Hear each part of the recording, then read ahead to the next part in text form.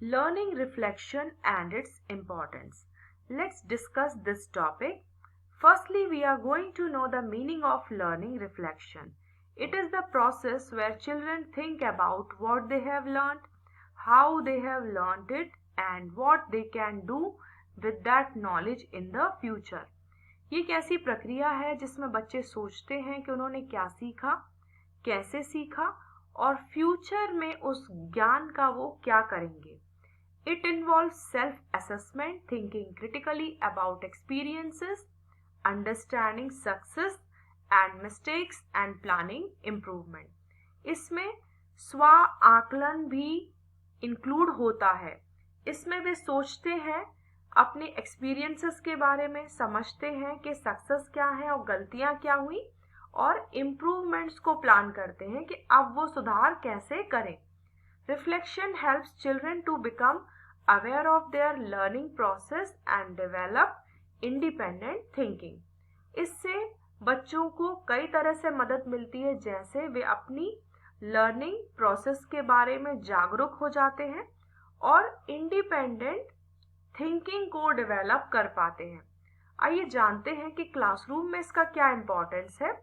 इससे समझ बढ़ती है, क्रिटिकल थिंकिंग एनकरेज होती है, वो देर तक नॉलेज को याद रख पाते हैं, मीन्स उनका रिटेंशन इंप्रूव होता है, पर्सनलाइज्ड लर्निंग को सपोर्ट मिलता है, मेटा कॉग्निटिव स्किल्स बिल्ड होती हैं और उनमें रिस्पॉन्सिबिलिटी फॉस्टर होती है.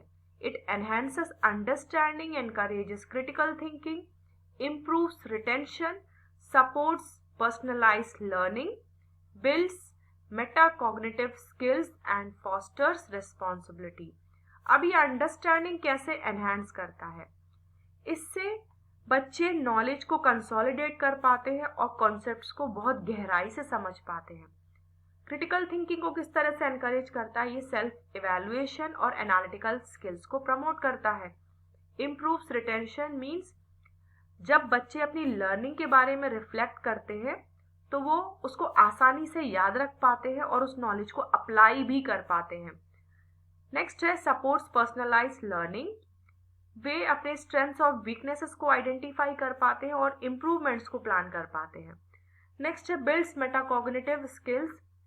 ये स्टूडेंट्स को एनकरेज करता है कि वे सोच पाएं कि उन्होंने किस तरह से सीखा और ना कि सिर्फ क्या सीखा. वे सिर्फ इसके बारे में नहीं सोचते हैं कि उन्होंने क्या सीखा, बल्कि इसके बारे में भी सोच पाते हैं कि किस तरह से सीखा.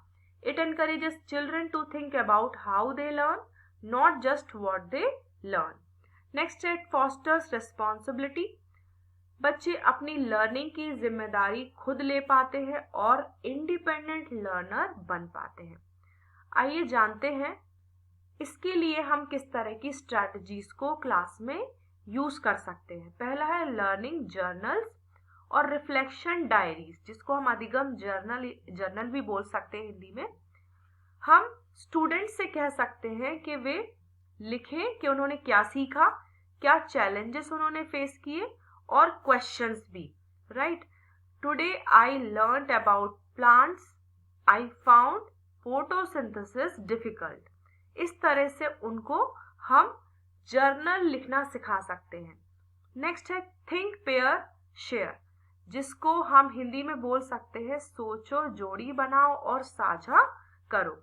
After a lesson children think individually, discuss with their partner and then share with the class.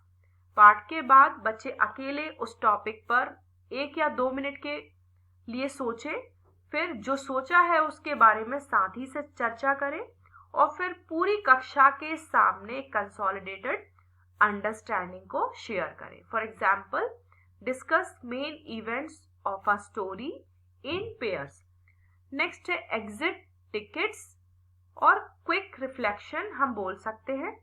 At the end of the lesson children answer short questions. पाठ के अंत में हम स्टूडेंट्स से क्वेश्चन पूछ सकते हैं और वे उन क्वेश्चंस का आंसर करें. One new thing I learn today is means उन्होंने जो नया सीखा है उसके बारे में भी वो शेयर कर सकते हैं. नेक्स्ट है सेल्फ असेसमेंट चेकलिस्ट. स्व मूल्यांकन चेकलिस्ट भी बोल सकते हैं इसको हम. Children tick what they understood or did well and identify areas for improvement.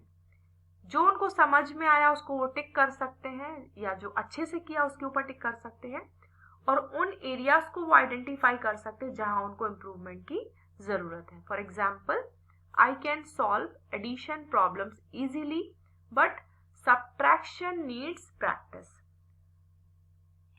So friends, in this video we have discussed about learning reflection and its importance. Thank you so much.